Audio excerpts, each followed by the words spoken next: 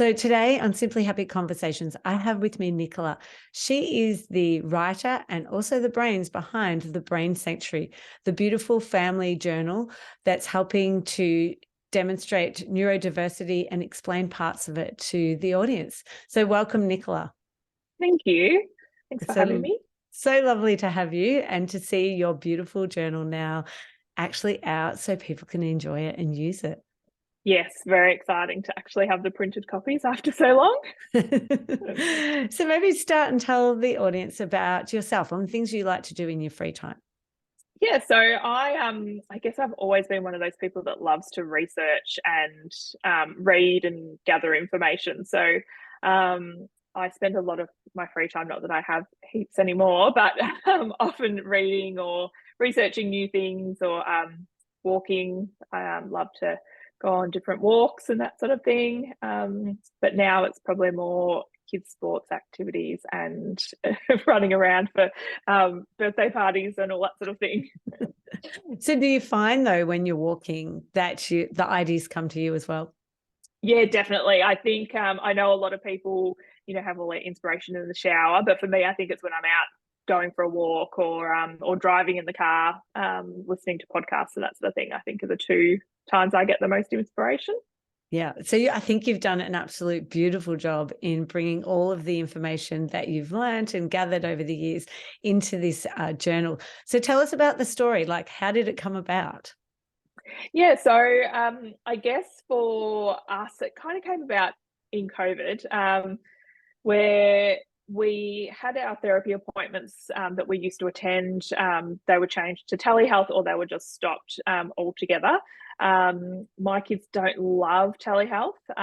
It's quite distracting for them and they just don't sort of feel that same connection. So they didn't respond well. So we kind of cut back on some of the therapy during lockdowns.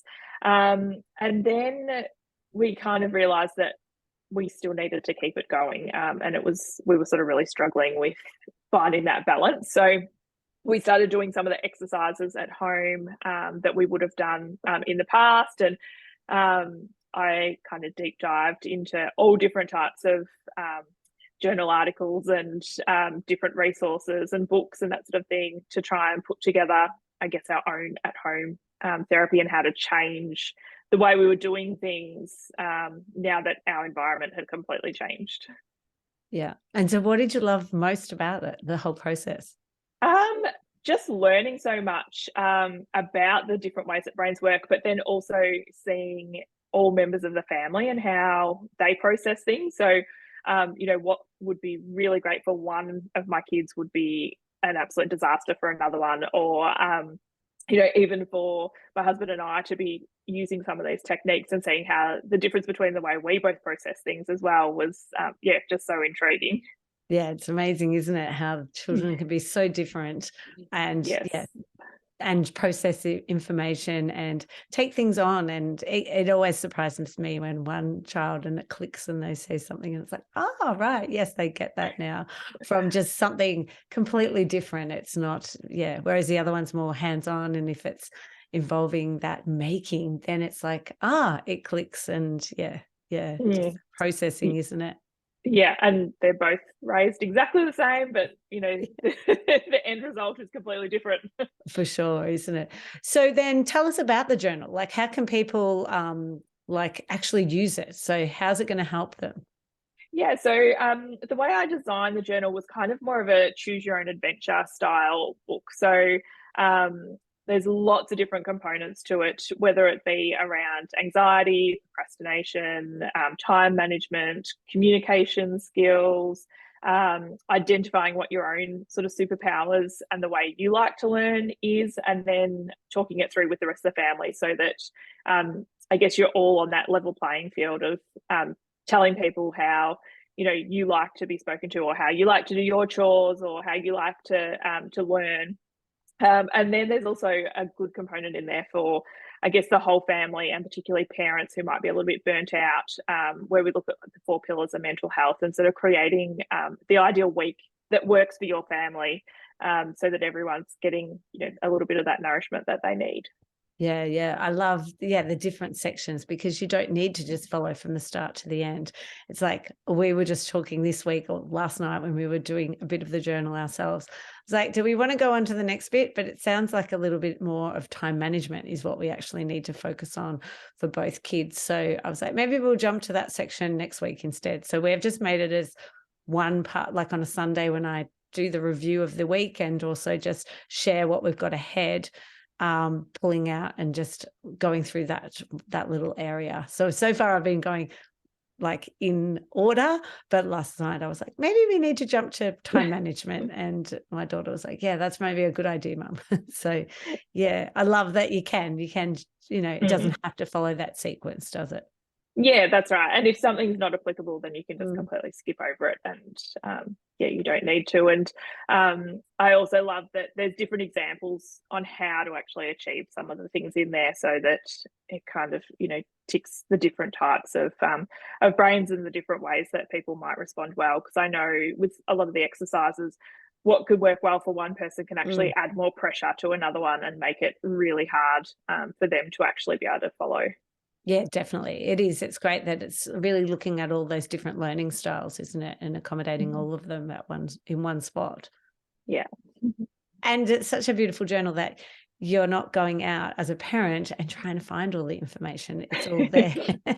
Yes. And it's in really easy language to understand. Like I literally read it from the book rather than making it up, reading from the book to the kids.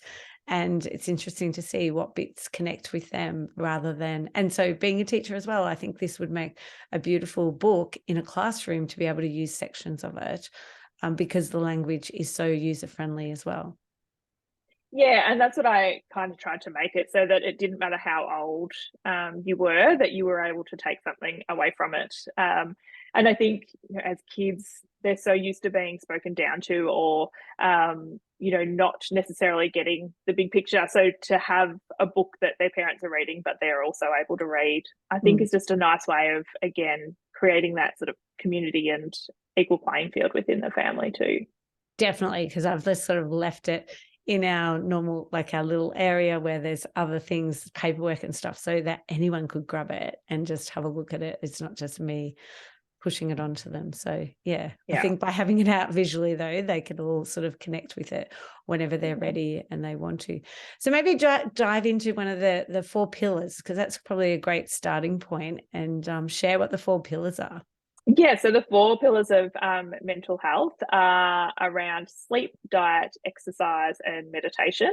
And I think this was the area that really resonated the most with me, especially in those tricky times where you are starting to feel a bit burnt out, and all of the things are happening. I always find that if one of those areas gets ignored, and for me it's normally sleep, I don't sleep well.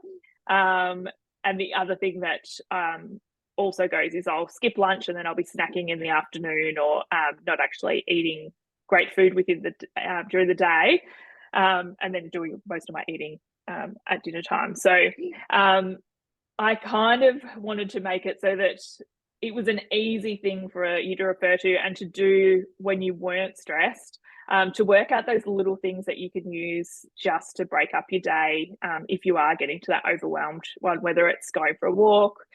Some people might prefer to do yoga. Some people, might want to just do some dancing in the lounge room. There's lots of different examples of ways that you can build those 4 pillars into your day. And then I guess a little chart that each member of the family can have their own prescription, I guess you can call it, on what they can draw on if they're starting to feel really stressed and overwhelmed. What parts can they start making sure they put back into your day? Because you can normally find that there's one big component of those 4 pillars missing when you are burnt out or stressed out, or juggling all the things. Definitely, yeah. And I love it because it's, they do learn about this at school, don't they, in the classrooms, but it's nice to be able to bring it back and be talking about it as a family, and also sharing our own experiences and saying, like you've just shared, you realize when you're getting to burnout by you haven't eaten well and you haven't been sleeping well. And yeah, it's great to be able to communicate, I think, what we have as adults with our children, isn't it? Yeah, and I think it's good to lead by example. And I know, like, even my kids now have got to the point where they're like, "Oh, Mum, do you think you need to go for a walk?" Or, you know, which I Yes, I don't get always want that. to hear. But you know, it kind of means that the whole family's on board with keeping track of where each other's at as well. So and making sure that we get the things that we need to be able to, you know, wake up fresh the next morning. Yeah, that's great. That accountability that you've got with the people Yes. around you. Yeah, definitely don't want to hear that, but it's there. Well, it's better to hear from them than some outside the family, isn't it? That Very gentle true. reminder from someone, from people who really care about you, isn't it? Yeah, that's right. And so, talking about the other area, which I really love, is that whole time management and procrastination. Maybe share a bit about that and some of the ideas around that time. Yeah, Yes, because I see this all the time. I know. And I am someone that, you know, does procrastinate and then rushes to get everything done by a deadline. I seem to work better that way. So this has been a good little section of it for myself as well. So I guess what we do within the journal is trying to work out what type of procrastination it is that you do. So for some people, they procrastinate by doing other chores that don't need to be done, or doing other things on their to-do list that aren't as important. And then for others, it might be sitting and watching TV, or you know, doing some other sort of an activity. So in the journal, we sort of come up with a few different ideas and few different ways that you can try and break through that procrastination. So whether it's using timers, you know, for some people, timers add pressure and they're unable to, I guess, move through it. For other people, the time is perfect because they're like, I just need to get this 10 minutes done and then I can take a break, or I want to try and beat the timer. I know in our house, my youngest in particular loves to beat a timer. So almost putting that gamification on all of the tasks, which I know, Narelle, you've I spoken love about before. gamification. It's great. It's so particularly if you've got, I guess, that level of competitiveness within the family, that works really well. But yeah, just trying to work out what your procrastination method is, and then working out how you can actually, I guess, bypass that while still getting that feedback that your brain needs as well. That's so funny. So one of the things, my son hates going to the supermarket with me, or even the fruit and veggies shop. And he's old enough now to sit in the car and not have to go in with me. But one of his favorite games is that he times me. So literally on my phone, in my notes, there's a time for Aldi, there's a time for the fruit and veggies shop. And the other day, my husband was there and he's like, "Oh, you just go in." And she's like, "I've got the phone. I need to time her. Quick, ready?" And he's like, "What are you doing?" And I'm like, "Oh yeah, I have times and how quick I can do the shopping for each of the different stores." So yes, he has a record of that, and it keeps him sane. Obviously, in the car, he's like hanging for me to get back. "Yes, Mum, you bet your time." I love that. Yeah, it's very funny. But yes, it is one of those great things for some people, is that time to help them get motivated. You know, body doubling is my other favorite one. Just having that accountability, whether it's the person in the space or, you know, online that's doing their own thing, but just that accountability with someone there, isn't it? To get started. Yeah. Yes. I used the body doubling a lot with writing the journal, actually. I had worked with a group, they're called the Band of Batches, which Holly Cardamone leads, and we would, on a Friday once a month for a set amount of time, we would be writing. So they were kind of my accountability people. We were all tapping away, writing and working on our own projects at the same time. And it was, you know, the best way to actually get it done and finished. That's amazing. So when else would you write? Like, did you have sort of a set routine that you would write? I just kind of tried to grab bits of time when I was inspired to do it. Yeah. But yeah, towards the end, because it was starting to drag on a bit, I did have to start blocking out time in my calendar and actually, you know, knuckling down to get it done, and then having that accountability where, you know, Holly would ring me every couple of weeks and say, "So how many pages have you done?" And having to send in word counts and stuff like that was just really good. And then towards the very end, I'd already locked in the editor and the graphic designer and the printer. So there was like this really strict timeline that had to be adhered to. And if I missed a window, obviously it would affect everything. So that was the best motivation, to just sit and get it done. Yeah, that would be definitely. I love, times really help me as well. If I know that something's due, it's like, yes, I'll work to that, that Yes. date, and you have to get it done. It's having that accountability of other people. Definitely. Yeah, I definitely work best that way. So what was the time length of the whole project? Yeah, so it was nearly 2 years in total. So I had the idea, and then I spoke to Catherine Thornton, who was one of the psychologists that reviewed it for me. Just went to her and I'm like, I've got this idea. What do you think? And she was like, oh, brilliant. And I sort of went through the table of contents and ideas that I had with her. And so she provided a bit of feedback on that, and what they use in between therapy sessions.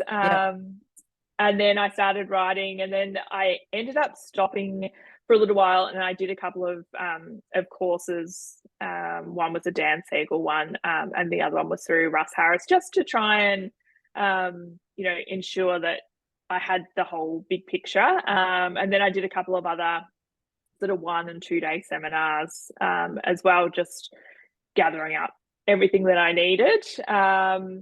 And then started writing again. And then I had a couple of breaks. We had some fun times last year.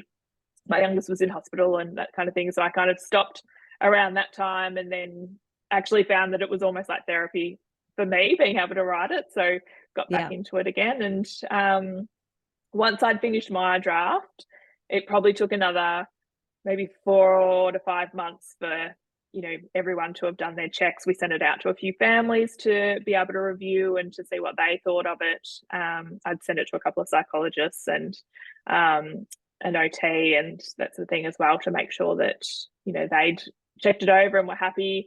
Our pediatrician reviewed it. So there was lots of people that kind of had their hands all over it before it got to this final copy.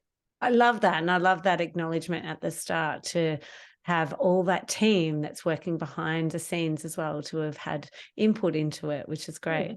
Yeah, and it definitely wouldn't be here without all of those people reviewing it and checking in that I was still working on it, and that's the thing, and giving me the confidence to actually release it too. So I'm really grateful for that whole team. Oh, that's amazing. So how can people find it? Where can people get it? So at the moment, it's available on my website. I love the cover. I know, Deb Wood drew that for me, and I just absolutely adore it. The kids actually chose the cover for me, so it was nice to have them involved in the process too, and to get their feedback. But yes, it's available on the website, which is www.thebrainsanctuary.com.au. And you can also find it on Instagram and Facebook and even TikTok at this stage. I'm not much of a TikToker, but you've got to be there. So that's where I am. I mean, I love your videos that you share on Instagram. It's great. It's got great information. And so it's nice to have now the actual journal to, relate to all of the things that you've released online as well. So thank you so much for your time and sharing the behind the scenes of the Brain Sanctuary as well. Thank you.